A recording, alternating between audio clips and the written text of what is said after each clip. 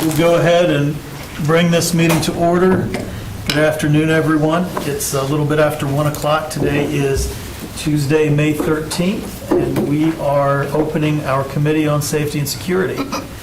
For our agenda today, you've seen this posted on Assembly.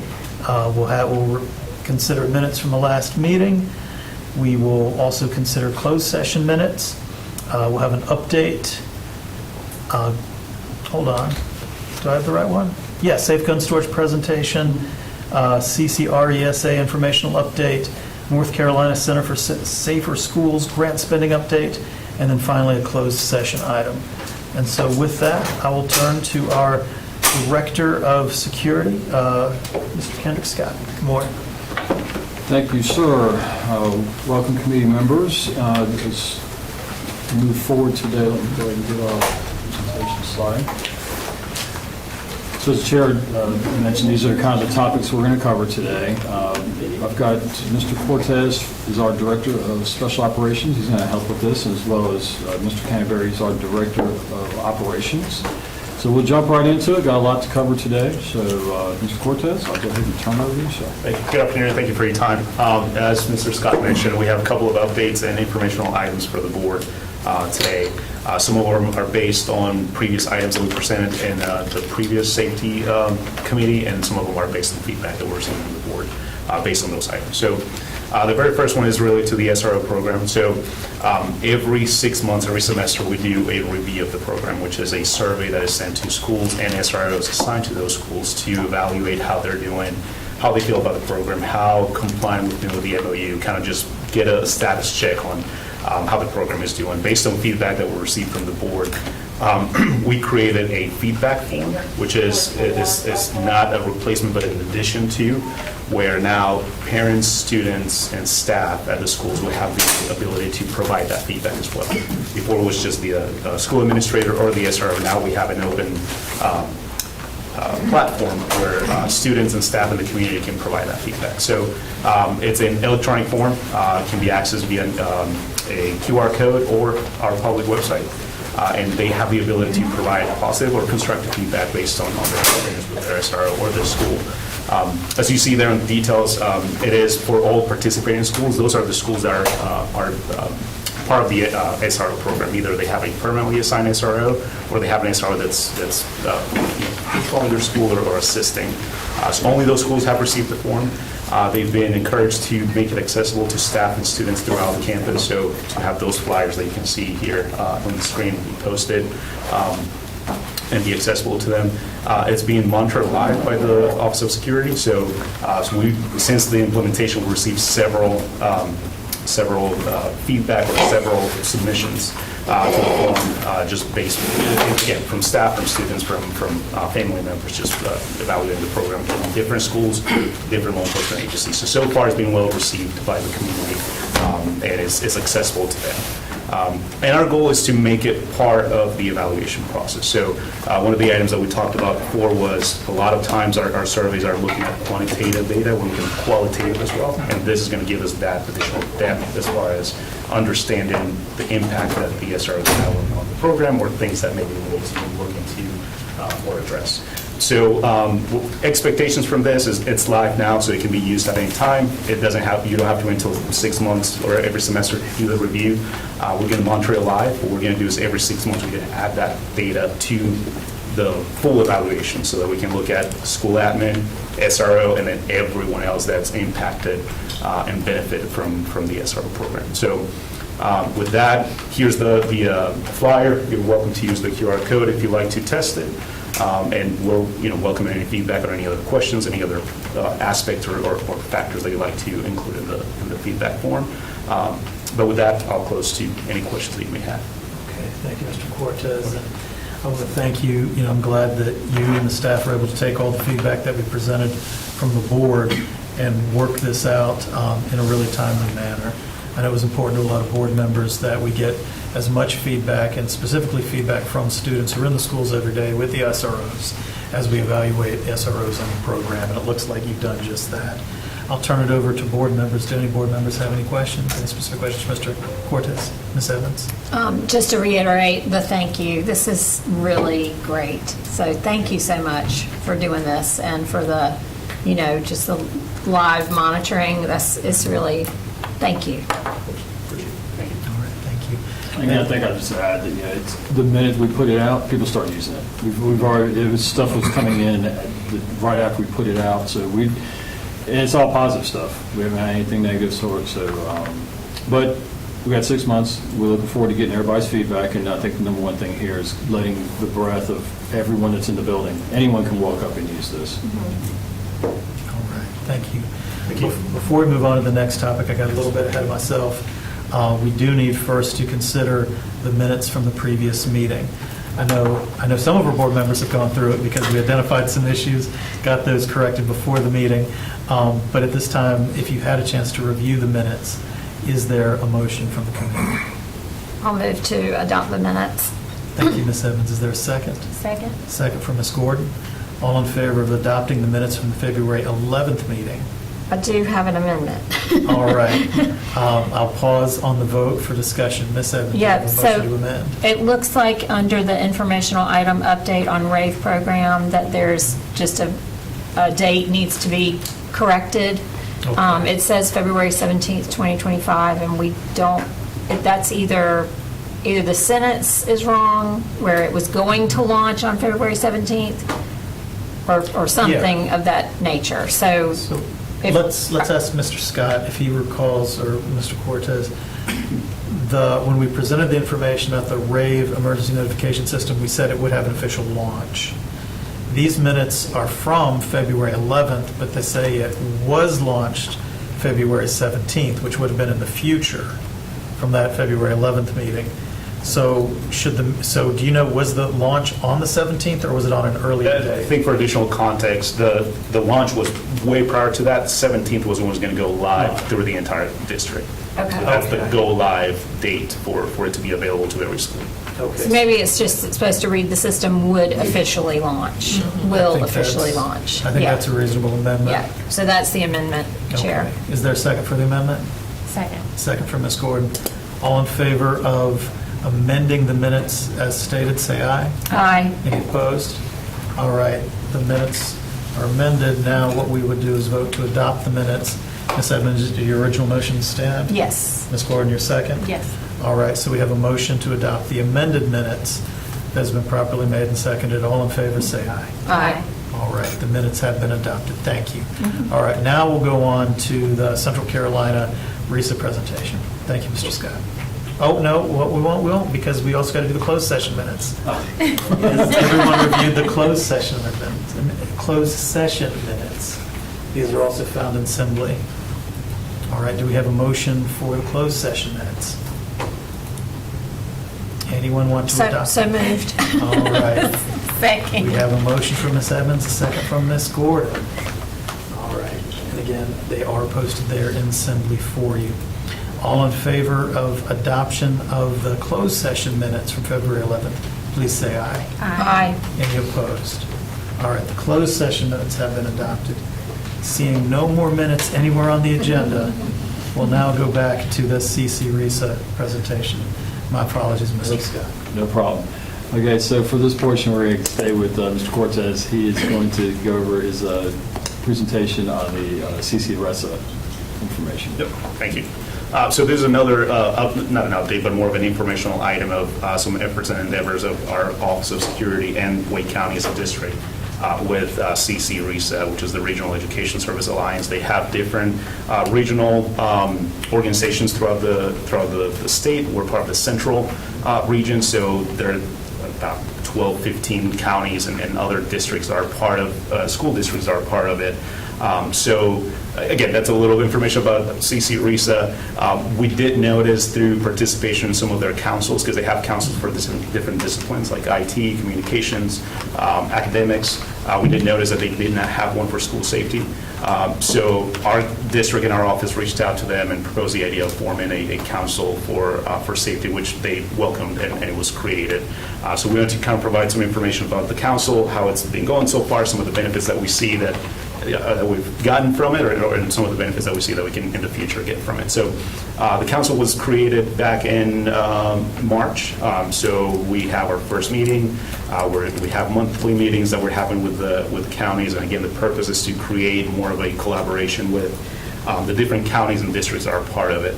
We have realized that there's a lot of resources either within the state or within our own districts that are not being fully they're not fully benefiting all the districts because we don't have that collaboration within our own neighbors in a way.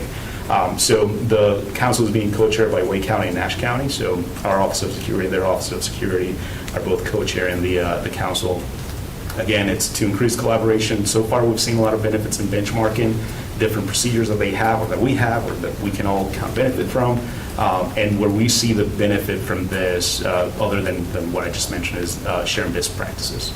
There's a lot of things that we experience or that other districts experience day to day that are not unique to our own environments, and I think sharing those can benefit us from kind of knowing how to deal with those or what resources are available. And another benefit that we've seen is coordinating information with state resources and state agencies that can benefit our district. So again, just an informational item. So far, again, we've had our quarterly meeting. We have quarterly meetings scheduled for the next school year, as well as monthly meetings that are virtual for all the members. All right, thank you.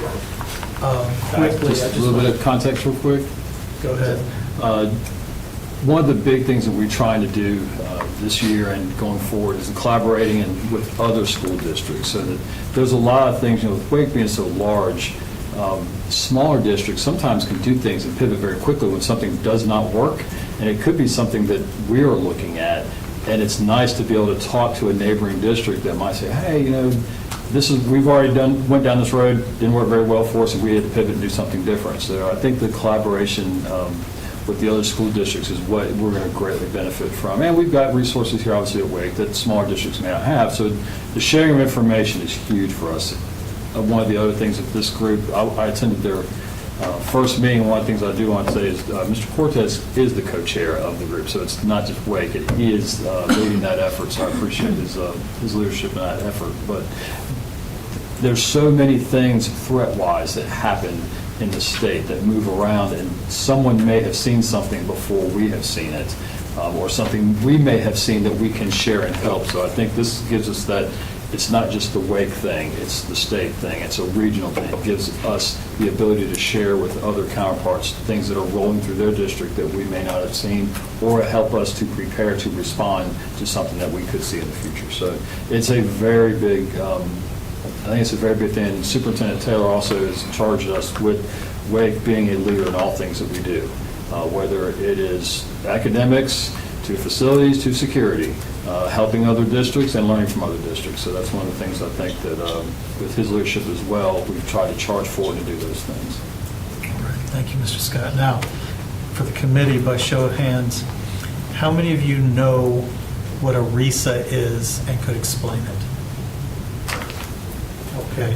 Dr. Taylor, could you give us a little more context? Yeah, so the RESA is, the state is divided into 8 educational regions, and most RESAs are kind of centered on that, but districts do have the opportunity to join a different RESA and not necessarily align with that region. So what we do is bring all of our resources together in terms of doing professional development together, the collaboration of various programs. And so this is something that's led by the superintendents. We join that RESA. You pay a fee for that. And so it's been a resource for a number of years for school districts. We have 17 member districts. Some RESAs have districts that are in multiple regions, if you will. They could be in Central Carolina, Sand Hills, but normally you're going to be in one RESA. So it's just an opportunity for superintendents to get together on a monthly basis and talk about topics that are specific to superintendents. And then normally each particular part of the district may have groups that come together. So in this instance, we're talking about safety and security. And I'm glad that we were able to push that out. I would have hoped that it was something that would have already been in existence. Now that it isn't, that we led that initiative to do it. But we have that with the academics department, where the chiefs, they get together. And so that RISA is just those number of districts that share resources together. And we do a lot of collaboration with the state as well. There's usually a retired superintendent that is the RISA director. So you may be familiar with Patrick, who was the superintendent in Greene County. And so he is our RISA director now. And so just an opportunity to get together and share resources. Okay. Thank you. And Chair, I appreciate you asking that question, because what it indicates is that there are so many things that we do that we just assume people know about, and they really don't. And so RISA is one that's been around for a long time, but we just want to make sure we do even more to let people know how districts do collaborate and work on things. So we appreciate you lifting that up. Absolutely. Thank you. All right. Are there any questions about the RISA? If not, we'll go to the safe gun storage. All right. So if you all don't mind, I'm going to stand and do mine. I can't sitting. It's not my gig. So I'll probably lean a little bit on Dr. Taylor as well for this. So the board passed a safe gun storage initiative resolution, and in support of that, along with the Department of Public Safety, the NC Safe program initiative was launched. And before I get into my presentation, I'd like to give Superintendent Taylor an opportunity to talk a little bit about, he and I were both at the press conference and the Garner High School Parent Safety Night.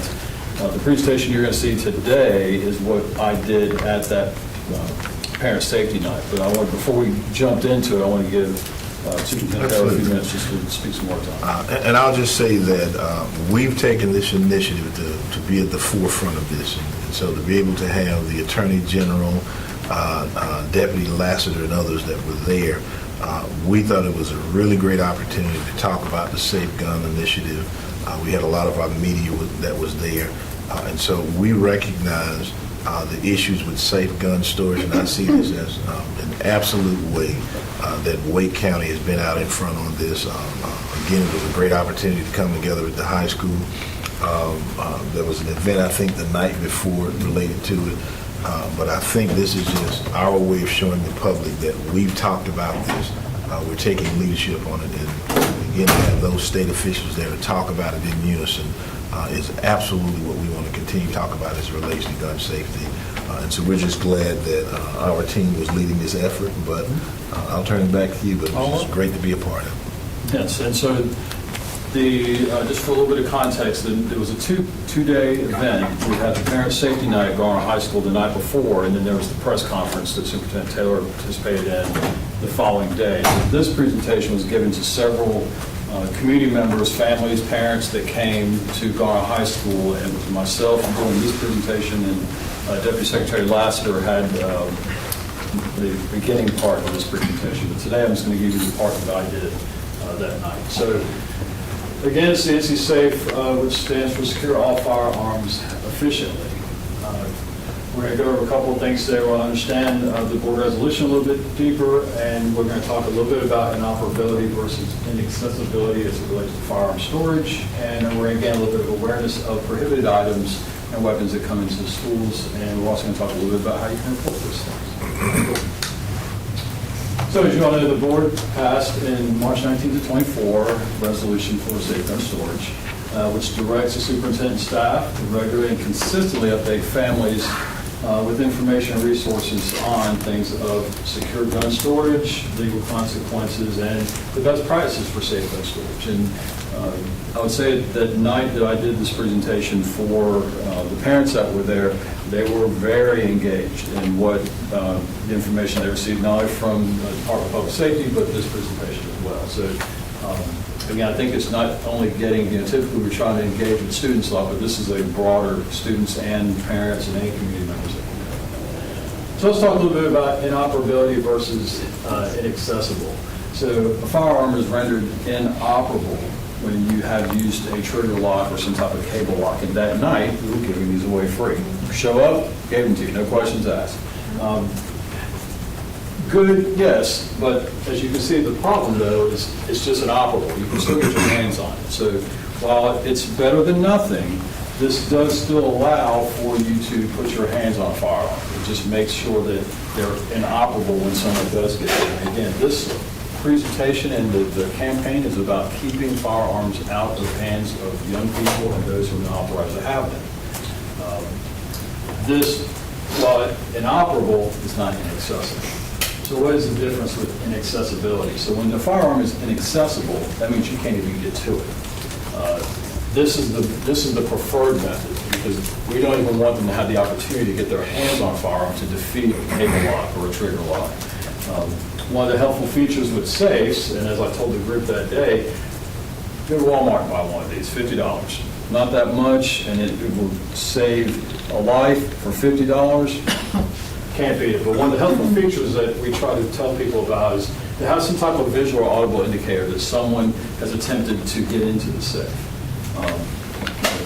Young people are curious. They see a keypad, they keep pushing it, and if there's nothing there, parent may not know that someone is constantly trying to figure out what that combination is. A lot of the safes today, you've tried, and once you've punched in the wrong code a number of times, a lot of them have a light on them.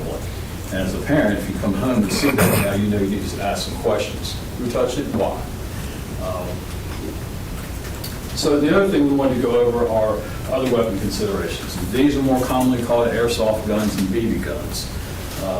As I told the group that night, BB guns today are not what they were, and I'll date myself, when I was a kid in the 80s. They are not that today. And so what I'm going to do is show you kind of what they look like today. They are similar with firearms. I ask you to know what these things are, what they look like, and not to give their children free access to these. So what we have here, and this is, I'm putting on the spot, so what we did in the presentation that night is I asked the group, which one of these is fake? Which one of these is a BB gun? And which one is the real thing? And as you can see, they look very, very similar. Does anyone want to take a guess and try and figure out which one it is? I think the one on the left. Oh, I was wrong. I was wrong. So I'll back up so you can look at it again. I thought the one on the left was a BB. So that's the airsoft one. And what I've asked the people in the audience that night is imagine an SRO coming into contact with a student that has one of these. This particular one is you can purchase in Wake County at a local retailer store for about $80. Try again. Anybody want to take a guess? And that would be bottom line. As I said before, they're not the BB gun of my time. One of the big things I think that throws people is, back in the day, they used to have, the orange tip? At least indicate that it was not real. Those are no longer present. So this is an AR-15. One of them is a BB gun that shoots airsoft pellets, and one of them is an actual AR-15. And that's the one that's an online retailer. As you go, we back up again, very hard to tell the difference. And to the average person in the crowd that night, you'd be surprised there was several police officers that were in the crowd the night that I did this, and they were playing along trying to guess, and they guessed every one of them wrong. Because again, this is very, very hard to tell the difference in them. To scale the size of the vaccine. And this one again was purchased online. You can purchase that one online. You have that one delivered to your house for $280. So what we're asking is if people see these or kids see them, there's two ways that we want to know about this. We have the See Something, Say Something application that we launched, and it's been very, very effective. I'm very pleased with how much information we get out of it. It's 24 hours a day, 7 days a week. You can go see something, say something, and it's triaged with this group of people. So school districts know about it. The district staff will know about it. Law enforcement gets involved in it. Our office is involved in these calls. And we also have our tip line that's been around for a while. It's also monitored 24/7. That number is 919-856-1911. And we encourage people to, and both of these are anonymous. Don't have to leave your name, don't have to leave any information. You can just call and tell us what you found or what you saw or what you heard, what you may have seen online. and we'll take action on that immediately. We do that, the action is also taken 24/7. If we get a call at 2 o'clock in the morning, we are up and we're working on it at 2 o'clock in the morning. These things cannot wait until the next business day. So when we get them, we act on them, every single one of them. So any questions? All right, questions about the safe storage presentation? Hi, Julie. Ms. Caulfield? In the presentation, I think it said regular and consistently. How often do we cover this with families? Ms. Luton, do you have? Yeah, so every newsletter that goes out, we also share it with principals so that when they do PTA meetings and family engagement nights, they have the resources available so that they can share them and present them. We also ask principals to share them directly with parents, depending on the conversation. Each school community is different, so depending on what's in the news or what's happening in the community, it could or could not be timely. We ask principals to share it when it's timely, along with the events that the security department is discussing that they host in schools. Thank you. And looking forward to doing some more of these. I hope that we'll be asked to do more of these. I think it's valuable information for parents, because I think the number one thing that I spoke to some parents that night, Parent Safety Night, they hear airsoft and they just think plastic pellet, it's a BB gun. My kid can have it and play with it, but these are not toys. The BB guns of yesteryear are just not the same, and these have deadly consequences if they encounter, and that's not only just the schools, it's anywhere, the community, the mall, the street, the playground, the soccer field, anywhere that they go with these things, it could be a problem. Ms. Caulfield? I just wanted to ask about this presentation that you did in Garner. Are we going to do that, like move around the county and do it in different areas? 'Cause it sounds like it's very successful. and you Yeah, get so the that was community to a attend. press conference, and I don't know if we've had conversations about doing that on a continuous basis. I think that would be good, but this was part of a specific program, so you can. So what I would speak to is, they've asked me to actually be on their advisory council for this group, which I accepted, and my push will be that others hear this. That's why I was excited to be able to do it in this forum, not only for you all, but I know that other people are seeing this. I do think parents really, to be honest with you, they don't realize how real these things look. Not only look, they feel. Like with a police officer, I've done this live with, different ones and just put it in there and just kind of pick it out. They even feel the same. Feel the same, and they operate the same. When you use them, they do everything that the real thing does. It's just, there's one change. One is a bullet, one is a plastic BB. But I don't think parents, they buy things for their kids, and they expect them to use them appropriately. And a lot of kids probably do. But you don't know what all of your kids' friends are doing. Right. And that's where I think parents need, the storage part of this is not, I buy it and just here, go and play with it. In my opinion, these should be locked up just like a regular gun. I think it's good to put in front of parents what the resources and because having it in your mind, like, oh yeah, I really need to do that. Sometimes you tend to put off, I'm going to look into it, I'm going to research it, but you're actually putting it out there and going, here, Walmart has this for $50, get the one with the light, so it's very specific and like helpful that somebody might not even think about that, so. And I think it also, when you see the real thing beside it and you can't tell the difference, Yeah. that's the message I wanted parents to hear. It's a little bit They more look real. exactly alike. Yeah. Ms. Evans? It's very eye-opening. So again, just another thank you. I'm so excited that you're doing this work and that we are plugged in with NC Safe and this initiative. And I've seen, I don't know what organization it is, probably national, but there's a lot more TV commercials now about safe storage and just, responsible gun ownership and trying to keep our kids safe. So I'm thrilled that we're involved, and the more the better, I think. So I think one of the things that Deputy Secretary Lasser said that night that really resonated with me was, this information is not about ownership. This is not the political talk. Right. But this Right. is its safety. This has Yeah. nothing to do with that. All we're asking is to be safe with this. And that's, everyone can agree on that. That's not a partisan thing. It's keeping these out of the hands of kids that may not need to have access to them. Because just because one parent may feel like my child can handle this, typically it's, oh, hey, let me hold it, and the next thing you know, it's vanished, and now we don't know where it is. Thank you. Thank you. There is an urgency to the matter, right? Like was mentioned, people can have the best intentions, but if you don't actually do it, then you continue to be at risk. I know you can walk down to the Wake County Sheriff's Office on Salisbury Street right now and walk in the front door, and they have a box of cable locks, and they will give you one upon request. So just letting people know not only that they're available, but that they're available now. Hopefully we can address this issue, doing our piece as best we can. So thank you, Mr. Scott. Mr. Chair, the last thing I'll add is, Chief Luton, if you could share with the board the ways that we've communicated.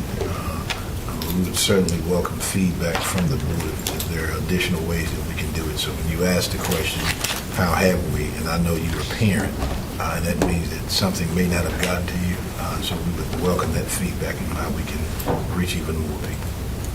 Thank you. So, wait, you're asking me to answer? And just sharing with the board how we currently communicate, and then you can give us feedback about additional things we might be able to do. So the short answer is, in every way we can think of. You all charged us with this when you signed your resolution. And since then, we looked at every single vehicle we had, every single opportunity that we have to have the ear of parents, and we've tried to leverage every single one. Sometimes we try to balance that with the more you share a message, the blinder it gets. People overlook it. And so the team has really worked hard to repackage it in as many different ways as possible, individual stories, facts, resources, events, so that it seems fresh every time people read it. We can tell that a lot of people are accessing the information, and the ways that we share it is in our newsletter, on our social media, on our website, in-person events. We share toolkits with principals. We share materials so that principals can reach out to Be Smart and other organizations who also share this information.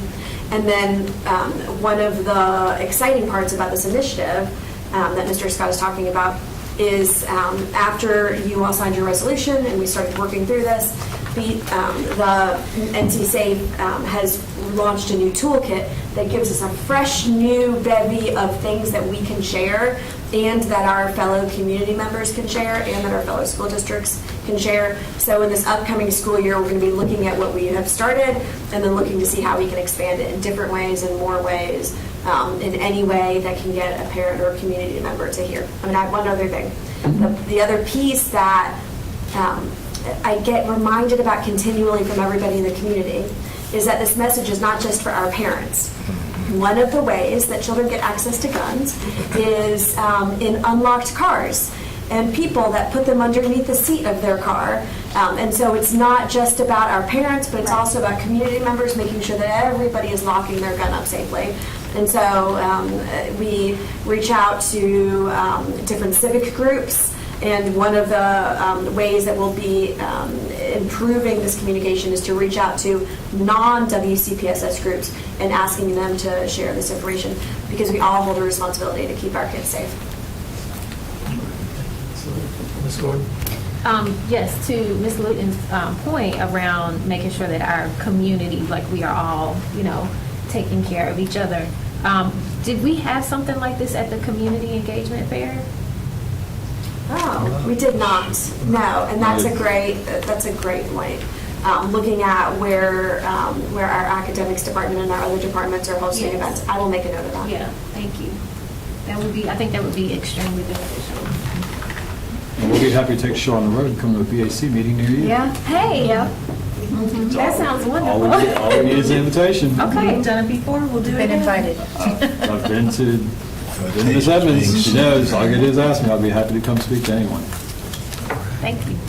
Any last questions about safe storage? All right, if not, we'll move on to the Center for Safer Schools. And this one is going to be turning back over to Mr. Cortez, who's going to talk about our mobile command vehicles. And as I think I've kind of mentioned to the group, we're going to take a little field trip once he gets done with his information, so go ahead, Mr. Yep, thank you again. So again, another update or informational item from the last meeting. So during the last committee meeting, we went through a breakdown of how our department used the funds that were granted to us by the Center for Safer Schools during the 23-24 grant period. So here you can see the total amount was $486,000 that we received. Part of the breakdown was emergency response and emergency communications, as well as equipment for our staff and schools. One of the line items that we had there was command vehicles. So today we wanted to kind of go more in depth to show you what we did with the vehicles, the reason why we did it, where that need was identified, and how we came to that. So out of that grant amount, $44,000 were used to equip 3 of our existing vehicles with mobile command capabilities. So pretty much to be able to move all the resources, or most of the resources that we have within our district command center, which is located here in this building, move it to the site where the emergency is taking place, or a different site where maybe we need to do student reunification, maybe we need to do parent, receiving parents during an emergency. So we wanted to enhance those capabilities by having the ability to mobilize one of those units to a school that's experiencing an emergency or an incident. So I'd said before, we're constantly enhancing and assessing our capabilities, not just after an incident, but constantly just looking at new technology, new ways that we can implement resources for our staff and our schools to support them during an emergency. Through various after-action reviews that we've done and assessments of either emergencies that we've had or exercises that we've done, we realized that visibility, communications, and technology were some aspects that we could enhance for our schools and for our emergency response staff. By knowing that, we wanted to implement the vehicles. So there are 3 of them within our pool of vehicles. They're strategically placed throughout the district so that we can have a quick response to anywhere within the district when we have an event or an emergency. They have within that vehicle access to technology and resources that can help us implement a unified command. That is a unified location and method or system where law enforcement, emergency services, fire can all collaborate and assess and respond to the emergency effectively. So that is the main purpose of a command vehicle, as I mentioned before. And one of the things that we also realize is that a lot of times the emergency itself needs support, but there's some other areas of that emergency response workflow that will need some support too. So when you think about student reunification, that may happen either at the same school but a different area of the campus, or maybe a different campus all in all, that maybe we need those resources there. So that's where the need came from. That's where we assessed it. We realized that there was a capability that we could add to our schools and our responders that go to those incidents, and that's where kind of the idea came to be. And unless you have any questions about that information that I presented, we do have a live demo outside that I think Tim can kind of walk to and show you one of our command vehicles that is parked outside for you guys to see the equipment that we have for it. All right. All right, so with that, if you follow me outside, we'll take you right to the vehicle cover outside. Before we go, after the live demo, I know we have a closed session item. Yes, sir. Unless there's any more open business before the committee, let's just have, as we leave, everyone clear the room, and that way when we come back, we'll go straight into closed session. Absolutely. So please don't leave anything in here. No other information, this is it. Yeah. Thank you.